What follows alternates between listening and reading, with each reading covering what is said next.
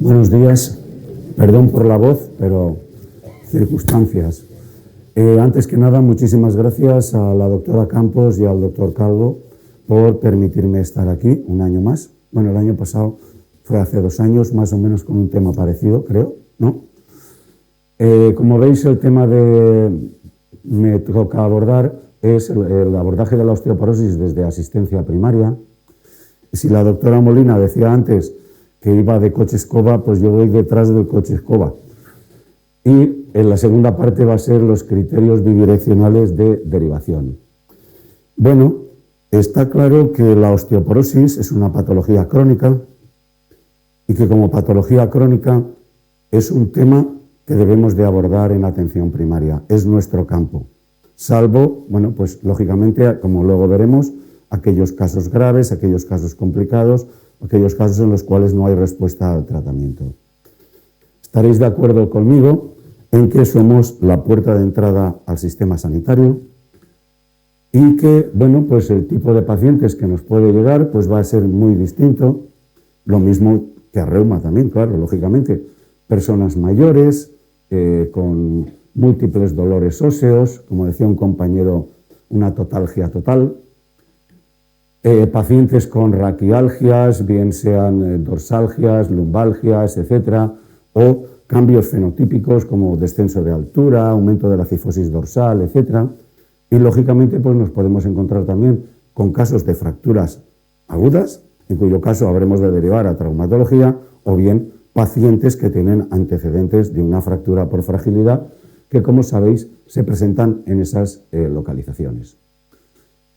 ¿Y cuál es el papel que vamos a desempeñar los médicos de atención primaria? Pues, lógicamente, nuestras misiones son esas 3. Una actuación preventiva, tanto prevención primaria como prevención secundaria, pero a la vez fundamentalmente también diagnóstica, porque en muchas ocasiones vamos a ser nosotros los que vamos a tener que hacer el diagnóstico. Y sin ese diagnóstico no hay tratamiento, que es otra de las funciones, la función terapéutica. Y, lógicamente, el seguimiento de estos pacientes, que como he indicado, es un seguimiento, son pacientes con una patología crónica. Desde el punto de vista de la prevención, indicar que no se recomiendan estrategias de cribado poblacional.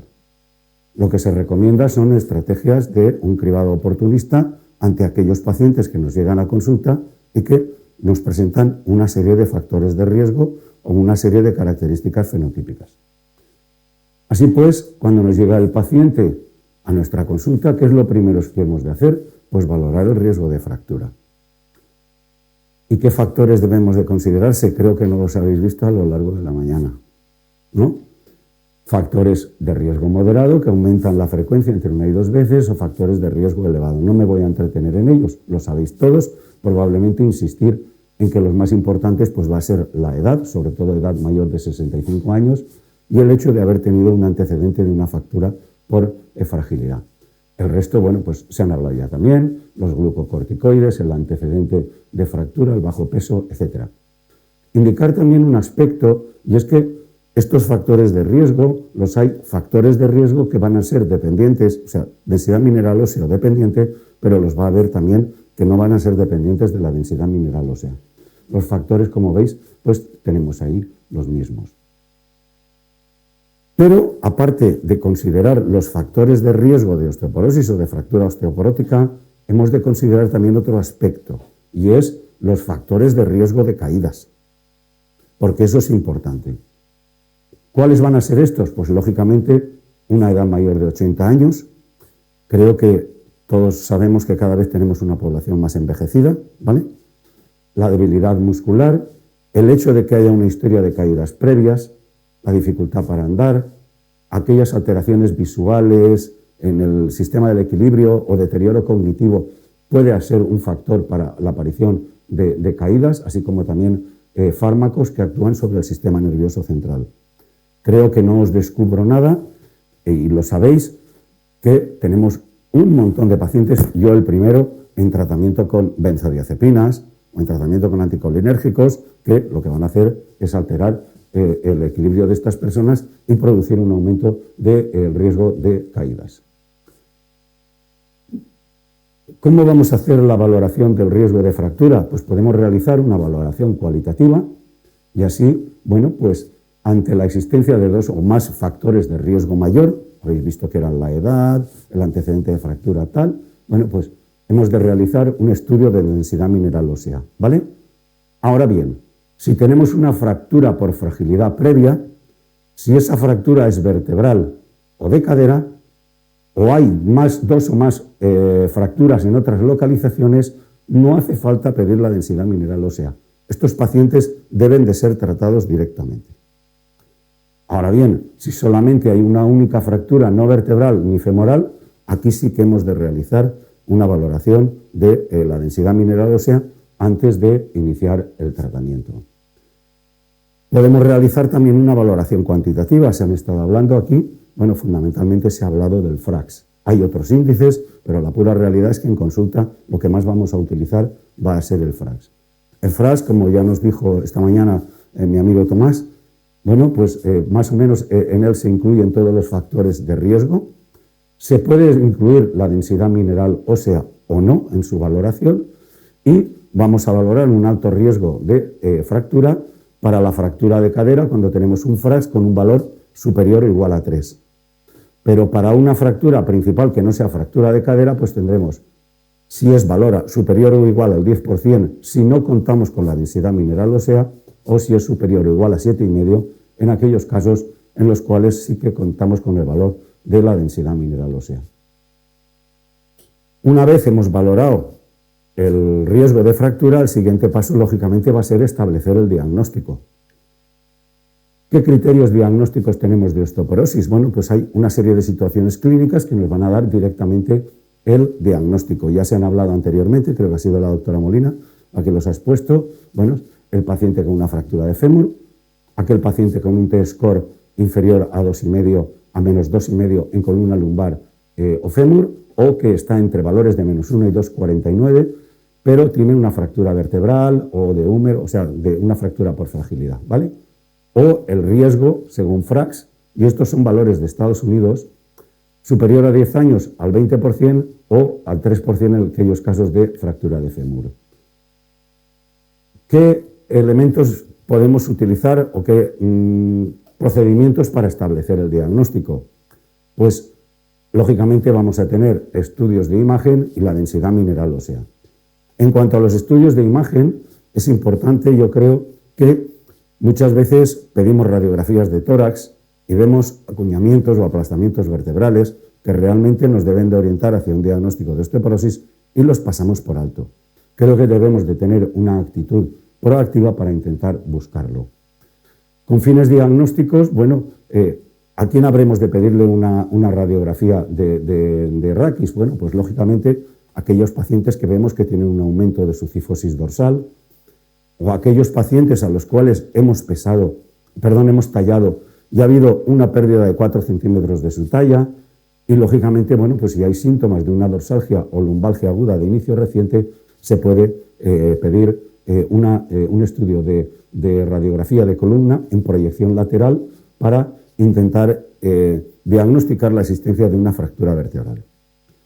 En cuanto a la densitometría, como sabéis, bueno, pues nos va a servir para el diagnóstico de la osteoporosis, también nos va a servir para valorar el riesgo de fractura y nos va a permitir también realizar un seguimiento de la eficacia del tratamiento que estemos empleando. Valores diagnósticos, bueno, pues ya se han dicho, un T-score normal o superior a -1 desviación estándar va a ser la normalidad. En osteopenia, valores entre -1 y -2,5, y la osteoporosis cuando va a ser superior o igual a -2,5. ¿A quién solicitar una densitometría? ¿A quién se la debemos solicitar? Pues según criterios de la Sociedad Española de Reumatología, aquellos pacientes que hayan tenido una fractura por fragilidad, ante la presencia de 2 o más factores de riesgo elevado de fractura, ante un FRAX con un valor para fractura principal superior o igual a 5, en aquellos pacientes que tengamos con un tratamiento que pueda ser osteopenizante, como ya se ha hablado, los inhibidores de la aromatasa o los glucocorticoides, y todas aquellas enfermedades que puedan ir asociadas a una osteoporosis secundaria. Como los criterios de abajo los tenéis en el libro, me los voy a obviar y así vamos adelantando, si os parece. Llegamos al segundo punto de la charla, y es lo de la derivación bidireccional. Y yo, antes de pasar con lo de derivación bidireccional, me gustaría hacer un inciso, y es que a mí la palabra derivación no me gusta. Porque la palabra derivación parece como que nos quitamos el paciente y lo largamos. Y el paciente, nos guste o no nos guste, porque muchas veces, seamos honestos, allá en el fondo no nos gusta, es nuestro. Pero no solo es nuestro y de todos y cada uno de los profesionales que están implicados en el seguimiento y en el tratamiento de estos pacientes. Cuando estoy hablando de atención primaria, no hablo solo de médico, hablo de médico y enfermera. Porque, por ejemplo, el descenso de la talla lo puede detectar con mucha mayor facilidad la enfermera, que es la que hace la medición de la talla. Y cuando hablo de otras especialidades, como por ejemplo reumatología, hablo del reumatólogo y del enfermero o de la enfermera que trabaja en reumatología. Por lo tanto, haciendo esa salvedad, y aunque hable de derivación, porque es lo que habitualmente intentamos, lo que quiero decir es que realmente es un abordaje de todos y cada uno de nosotros. ¿De acuerdo? Entonces, en general, los criterios de derivación, pues como veis aquí, es la presencia de fractura o una pérdida significativa de la densidad mineral ósea, a pesar de una buena complementación con fármacos de primera línea de tratamiento, es decir, una resistencia al tratamiento. En aquellos casos en los que pongamos el tratamiento y haya una intolerancia. Cuando tengamos casos atípicos con una densidad mineral ósea muy baja o cuando sospechemos una osteoporosis secundaria. Esto es en general. Criterios de derivación a reumatología, pues prácticamente, si veis, son los generales, pero bueno, pues un poquitín más especificados. Ahora bien, ¿el seguimiento de este paciente osteoporótico es solo tema de reumatología y atención primaria? Pues sinceramente creo que no. Creo que hay otras muchas más especialidades implicadas. Traumatología, lógicamente, en aquellos casos de una fractura aguda, queda fuera de toda duda que deben de estar implicados. Pero, y como vuelvo a repetir esto, lo tenéis en el libro, lo voy a ir pasando con mucha más agilidad. Ginecología, en aquellos déficits estrogénicos, lógicamente, está implicada, ¿no? O ante un criterio de una menopausia precoz o quirúrgica. Fisioterapia, no digamos. Cardiología, hay tratamientos anticoagulantes o aquel paciente con una insuficiencia cardíaca en un estadio avanzado que tiene una actividad insuficiente, o fármacos como por ejemplo pues betabloqueantes o diuréticos tiacídicos que tienen un efecto beneficioso, que son también aspectos de cardiología. Lo que quiero decir es que el cardiólogo puede tener también casos y que probablemente a nosotros se nos puedan pasar, pero él puede estar implicado. Dermatología, que con mucha frecuencia utiliza glucocorticoides, un factor de riesgo de aparición de osteoporosis. Endocrinología, ¿para qué os quiero contar? Fijaros la cantidad de patologías en las cuales puede estar implicado, y hasta incluso en tratamientos. Es cierto que hoy la pioglitazona no la utilizamos mucho, o no la utilizamos prácticamente, pero pues hay que pensar que produce una pérdida de masa ósea y reduce la formación ósea. Gastroenterología, en aquellas patologías que hay una mala absorción, tanto de vitamina D como de otros complejos vitamínicos, y que pueden influir. Enfermedades hematológicas, antes se ha hablado del mieloma, que puede producir también una pérdida ósea. Patologías de enfermedades infecciosas como el VIH, que va a ser un riesgo adicional para la osteoporosis. Nefro, neuro, oncología, neumología. Creo que no hay especialidad médica que no pueda tener una relación con algún factor de riesgo de aparición de osteoporosis. Por ello digo que si bien los directamente implicados vamos a ser fundamentalmente reumatología y atención primaria por el conocimiento que tenemos del paciente, por el tratamiento longitudinal, por el estar día a día con el paciente, probablemente estamos en las mejores condiciones de coordinar todo esto, pero no debemos de olvidar que todos deben de tener también una implicación en el seguimiento de estos pacientes. Y este esquema, pues creo que lo conocéis de sobra, donde tenemos la atención hospitalaria y la atención primaria. ¿Y qué queréis que os diga? Pues que debe haber una interrelación entre nosotros. Es fundamental. Y es fundamental, bueno, compartir una historia clínica informatizada, que creo que actualmente está bastante bien. Pero, aparte de esto, y con todos los medios de comunicación que tenemos y herramientas de técnicas de información nuevas, se debe de intentar perseguir una comunicación ágil.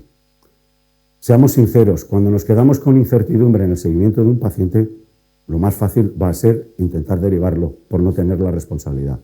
Por lo tanto, es mucho más sencillo buscar medios donde esa comunicación sea ágil, bidireccional y, bien a través de esa comunicación directa o bien a través de, pues qué os voy a decir yo, sesiones formativas en los centros de salud donde se pueda acercar un reumatólogo y intercambiar comunicaciones y modos de abordar el problema, pues se puede mejorar el abordaje de estos pacientes. Unas palabras para las farmacias. Bueno, casi todos vosotros lo sabéis, nuestros compañeros reumatólogos, allá veo a Juanjo y a Diego, especialistas, no sabéis que ha cambiado el principal motivo de consulta. El principal motivo de consulta es no me sale. No me sale el antihipertensivo, no me sale el tal, no me sale... Bueno, yo creo que la farmacia, el farmacéutico comunitario, puede jugar un papel muy importante.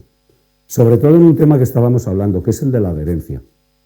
Porque probablemente ellos en esa oficina de farmacia sí que están controlando y pueden controlar esa adherencia al tratamiento. La educación para la salud, que es una asignatura pendiente en nuestros centros de salud, en la farmacia también se podían dar consejos, para lo cual se tendría que colaborar con ellos, lógicamente también en una formación, y que no den esos mensajes tabú que muchas veces lo único que hacen es complicarnos la existencia. Debemos de intentar aprovechar, bueno, pues las aplicaciones de móviles, el Internet, para mejorar esta relación, así como también las sociedades médicas deben de tener un compromiso para la formación no solamente de los profesionales, sino también de los pacientes en el abordaje y el seguimiento de estas patologías crónicas. Siempre, lógicamente, con la finalidad de mejorar la atención y la calidad de vida de nuestros pacientes. Y ya por último, ¿cómo realizar una derivación? Pues creo que no os voy a descubrir las Américas, ¿no? ¿Cómo la debemos de hacer nosotros? Pues lógicamente, motivo de derivación, aquellos factores de historia clínica personal que sean relevantes, con comorbilidades, tratamientos, antecedentes familiares. Y yo sé que me vais a decir, eso está todo en la historia clínica. ¿Para qué lo vamos a volver a escribir? Es cierto. Pero también sabéis que, por desgracia, la historia clínica muchas veces es a base de contactos y buscar esos datos es difícil. Con lo cual, es cierto que es un trabajo extra, pero va a facilitar esa interrelación. Y no cuesta nada poner la exploración clínica que se ha realizado, las exploraciones llevadas a cabo y todos los demás factores que os he indicado. Y, lógicamente, hemos de buscar también una correspondencia por parte de nuestros colegas reumatólogos, traumatólogos, etcétera, etcétera, etcétera.